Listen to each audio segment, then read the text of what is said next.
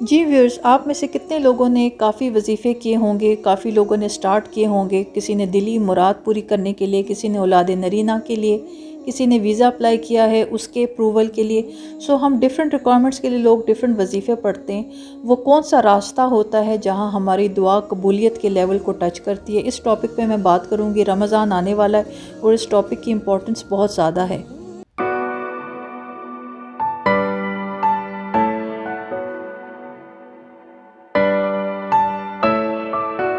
बिस्मिल्लाहिर्रहमानिर्रहीम। तुर्की से अस्सलाम वालेकुम। मेरा नाम है Maliha Arif. Welcome to my YouTube channel. आज की वीडियो में व्यूअर्स मैं आप लोगों से जिस टॉपिक पे बात कर रही हूँ वो वजीफ़ा। हम कितने लोग अपनी लाइफ में डिफरेंट वजीफ़े करते हैं अपनी दुआ की कबूलियत के लिए, और डिफरेंट किस्म की ज़िक्र और डिफरेंट तरीक़ेकार फॉलो किए जाते हैं। आज मैं इस टॉपिक पे बात करूँगी और आप लोगों से अपना ओपिनियन शेयर करना चाहूँगी। आप लोगों से रिक्वेस्ट है, अभी तक आप लोगों ने मेरी इस वीडियो को लाइक नहीं किया तो लाइक का बटन दबा दें।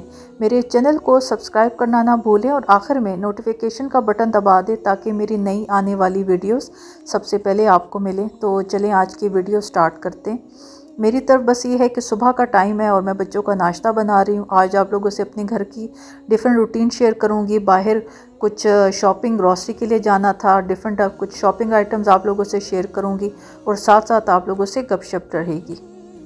इस टॉपिक पे मैंने वीडियो बनाने का क्यों सोचा, मैं अपनी चैनल और वीडियोस के थ्रू हर मुमकिन एक कोशिश कर रही हूँ और मैं लगी हुई हूँ कि जहाँ पर मुझे अपनी सराउंडिंग में कोई ऐसी सिचुएशन या टॉपिक या डिस्कशन लगता है जहाँ का जिससे रिलेटेड कोई एक डायमेंशन या एक आस्पेक्ट आप लोग से इग्नोर हो रहा है पब्लिक से, मैं वो आप लोगों से शेयर करना चाहती हूँ। और फिर डिसीजन मेकिंग अथॉरिटी आप लोगों के पास है कि आप लोगों ने मेरे ओपिनियन को अंडरस्टैंड करना है, उसको समझने की कोशिश करनी है या नहीं करनी।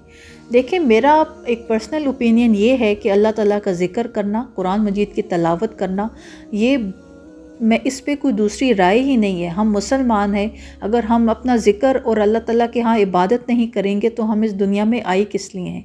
बट जब तकलीफ़ देख कर तकलीफ़ तब होती है जब हमने हर चीज़ को इतना मटीरियलाइज़ कर लिया है। आप लोग इस टाइम यूट्यूब पर जाके सर्च बार पे लिखें वजीफ़ा, वर्ड रोमन उर्दू में वजीफ़ा लिखें तो आपको यकीन करें जो सर्च टर्म्स मिलेंगी वहाँ पे वजीफ़ा व्लॉग भी मिलेगा। और हैरान कुन बात यह है कि इस टॉपिक पे भी सिखाया जा रहा है, बताया जा रहा है कि वजीफ़ा व्लॉग या वजीफ़ा वीडियो बनाकर किस तरह से यूट्यूब से पैसे कमाए जा सकते हैं। तो तकलीफ़ की बात यह है कि जो एक ट्रेंड शुरू हो जाता है हमारे कल्चर में, सब कॉन्टिनेंट में हमेशा से इस टॉपिक पे बात हुई कि लोगों ने, बुज़ुर्गों ने, औलिया कराम ने, कुरान मजीद पढ़ाने वाले हमारे कारी ने, मौलवी साहब ने डिफरेंट वजीफ़े हम लोगों को दिए, हमारी फैमिलीज़ को, हमारे पेरेंट्स को, और हमने किए। कुछ लोग बहुत शिद्दत से वजीफ़े करते हैं, अपनी लाइफ का पार्ट और हिस्सा समझते हैं, और कुछ लोग ये है कि अपनी लाइफ में ऑन एंड ऑफ हाजत के जो भी उनका एक मुश्किल टाइम होता है वो ज़रूर वजीफ़े की तरफ रुजू करते हैं। बात समझने की ज़रूरत यह है कि हमने इस चीज़ को भी दुकान बना ली है। आप लोग इस टाइम जो ऑडियंस काफ़ी अरसे से, पिछले 6-7 महीने से मैं नोट कर रही हूँ कि इस टॉपिक पे आपको हर ब्लॉगर और यूट्यूबर की वीडियो मिलेगी। इन वजीफ़ों के पीछे भागना छोड़ दें। स्पेशली अब रमज़ान का महीना आने वाला है। आपको 27 रजब पे वीडियोस मिली कि मैंने पिछले 27 रजब जो दुआ मांगी थी वो इस साल पूरी हो गई। 15 शाबान पे अब मुझे परेशानी और तकलीफ़ और दर्द इस बात का था कि अब रमज़ान का महीना आने वाला है और इस टॉपिक पर वीडियोस होंगी और बेचारे जो डेस्परेट लोग हैं वो इन वजीफ़ों के पीछे भागेंगे। देखें, हम वजीफ़ा क्यों पढ़ते हैं? अपनी दुआ की कबूलियत के लिए कि अल्लाह के यहाँ मेरी हाजत, मेरी दुआ कबूल हो जाए। आज आप लोग को एक छोटी सी एक बात समझाने की कोशिश करती हूँ। अगर हमारा अल्लाह पर ईमान और अकीदा बहुत स्ट्रॉन्ग है तो यकीन करें, अगर मैं सिर्फ़ अल्लाह का नाम ही पढ़ लूँ तो यकीन करें वो मेरी अल्लाह के यहाँ मेरी दुआ की कबूलियत के लिए काफ़ी है। मैं इस तरह बात समझाने की कोशिश करूं। हम अपने बचपन में अपने पेरेंट्स से स्टोरी सुनते थे। मैं अपनी बात करूं, एक स्टोरी मेमोरी में मेरे सेव है दैट मेरे बाबा ने बताया कि एक बच्ची थी, उसकी स्टेप मदर थी या जो भी कोई था, किसी ने उसको सांप दिया पटारी में और बच्ची को नुकसान पहुंचाने के लिए कि ये तुम्हारे लिए गिफ्ट है और ये तुम खोलो। उस छोटी सी बच्ची का अल्लाह पर ईमान और अकीदा बहुत स्ट्रॉन्ग था। उसने सिर्फ ये किया कि वो हर काम शुरू करने से पहले बिस्मिल्लाहिर्रहमानिर्रहीम पढ़ती थी और इस अकीदे और इस ईमान के साथ कि जिस काम के शुरू में अल्लाह का नाम पढ़ लिया जाए वहाँ नुकसान नहीं होता। तो उस बच्ची को जब वो पटारी या जो चीज़ गिफ्ट में मिली उसके अंदर सांप था, उसने जब बिस्मिल्लाहिर्रहमानिर्रहीम पढ़ के खोला तो अंदर तस्बीह मौजूद थी, अंदर सांप नहीं था।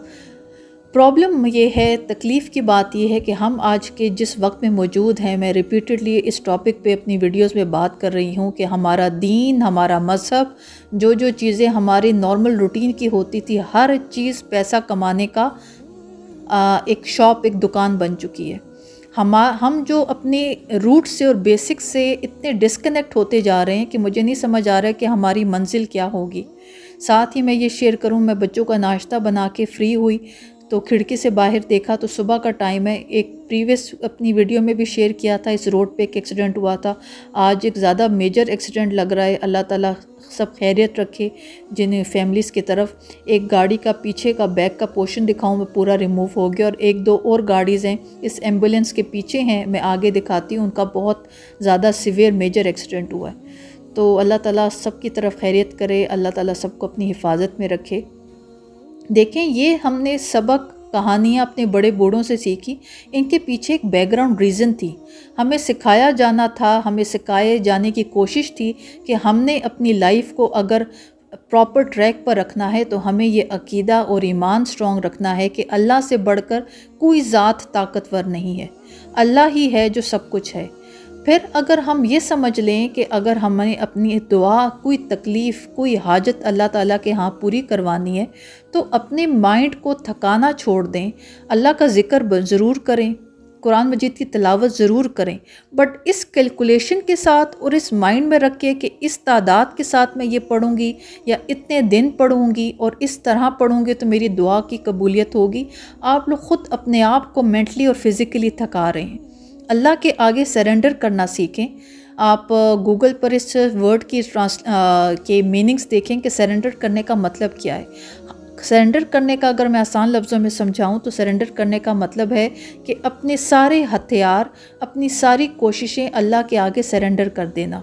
अब आप लोग सवाल करेंगे और मैं बताऊं कि खुदा न खास्ता अस्तगफिरुल्लाह, हमारी अल्लाह ताला से कौन सा है कि हम हथियार अल्लाह के सामने रखेंगे। हथियार हमारे क्या हैं?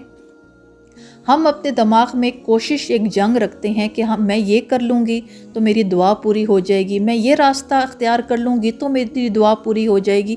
और हम इंसानों के अंदर शऊरी लाशऊरी तौर पर एक जंग चल रही होती है कि हमें अपनी ये दुआ, ये हाजत पूरी करवानी है अल्लाह के यहाँ, और हर मुमकिन एक कोशिश करनी है कि कोई रास्ता, कोई तरीका ढूंढा जाए जो हमारी दुआ अल्लाह के यहाँ कबूल हो जाए।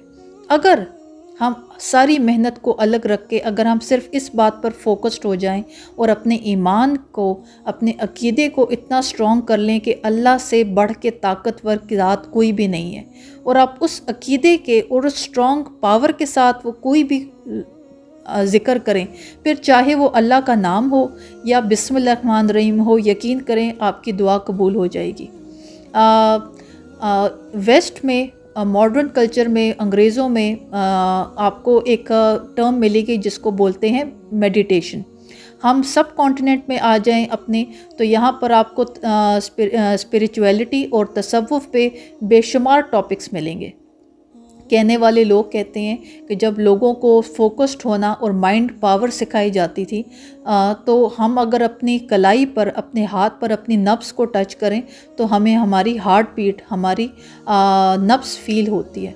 उस नब्स पे अगर आप अपनी उंगलियां रखें और अल्लाह ताला का ज़िक्र आंखें बंद करके करें, जिस स्पीड के साथ आपका दिल धड़क रहा है, आपने उसी स्पीड के साथ अल्लाह ताला का नाम और ज़िक्र करना है आंखें बंद करके।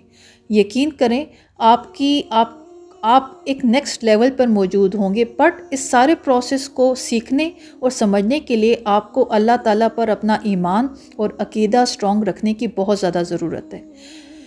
ये जो यूट्यूब पर आपको डिफरेंट यूट्यूबर्स और व्लॉगर्स आपको बताएंगे कि अपनी औलाद नरीना की हाजत पूरी करनी है तो ये वजीफ़ा पढ़ें, आपने वजीफ़े के आपने वीज़ा के लिए अप्लाई किया है उसके अप्रूवल के लिए तो ये वजीफ़ा पढ़ें।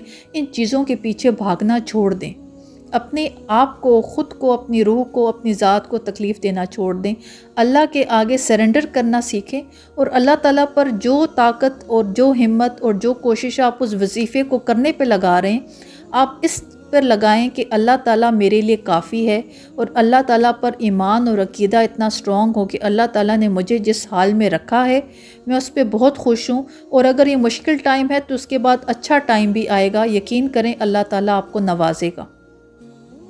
बड़ी खूबसूरत आप लोगों ने लाइन सुनी होंगी, मैं उनको एक्सप्लेन करना चाहूँगी आज इस टॉपिक से रिलेटेड। अल्लाह ताला ने कहा एक तेरी चाहत है और एक मेरी चाहत है और होगा वही जो सिर्फ मेरी चाहत है।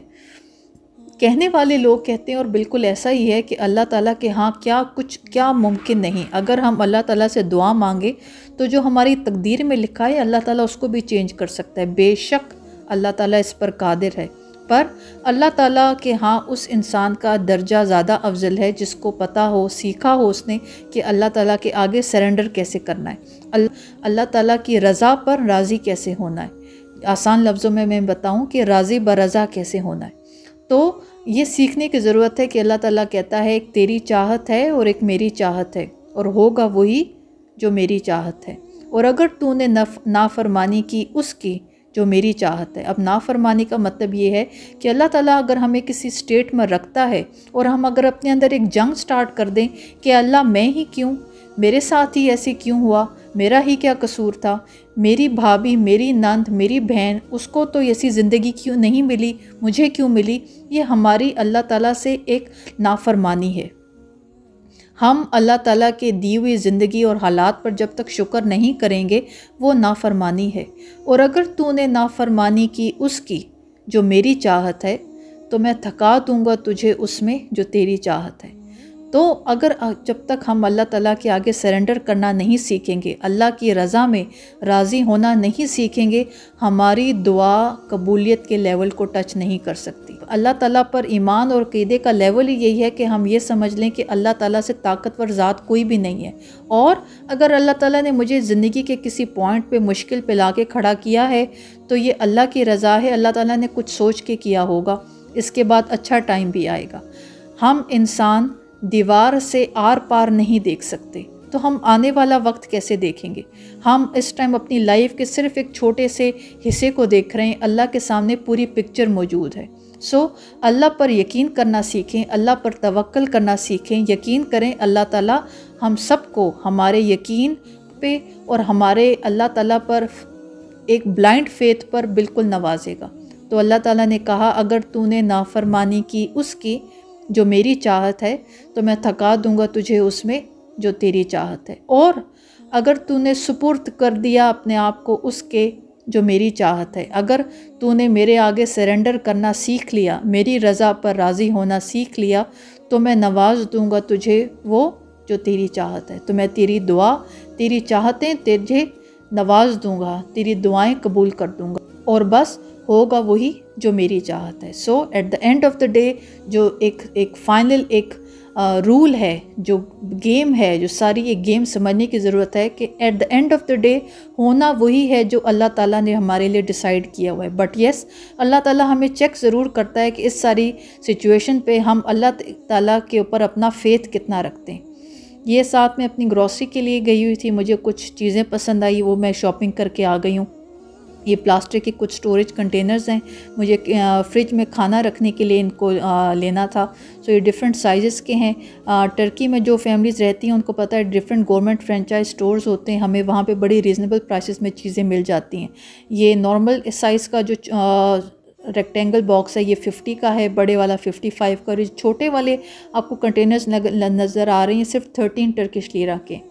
सो ये साथ अपनी नॉर्मल रूटीन और आप लोगों से अपनी एक लाइफ शेयर करनी थी, साथ आप लोगों से इस टॉपिक पे बात करनी थी। आई होप मैं अपना मैसेज समझाने में कामयाब हुई होंगी।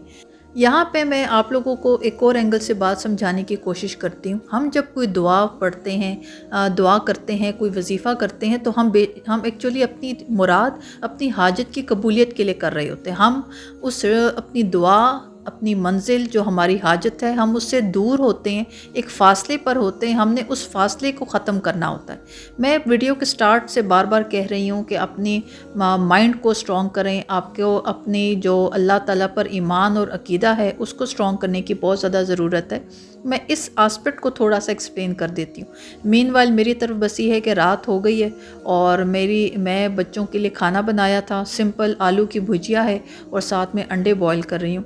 आप लोगों ने मैट्रिक्स मूवी देखी होगी, मोस्टली लोगों ने। अगर आप लोग की मेमोरी में एक सीन सेव हो जहाँ पर ज़मीन पर 3-4 बच्चे बैठे होते हैं, उन्होंने हाथों में अपने स्पून पकड़ा होता है, चम्मच या कांटा पकड़ा होता है, और उनको ब्रेन पावर, एक माइंड गेम सिखाई जा रही होती है कि उन्होंने इमेजिन करना है कि उनकी दिमाग में इतनी ताकत है कि वो किसी भी मंजिल को, किसी भी चीज़ को अचीव कर सकते हैं। और वो उस चम्मच को, कांटे को इतना फोकस्ड होकर देख रहे होते हैं दैट उन्होंने इमेजिन करना है कि चम्मच और कांटा हिल रहा है, मूव कर रहा है, बेंड हो रहा है। वो लिटरली वो चम्मच और कांटा बेंड कर रहा होता है।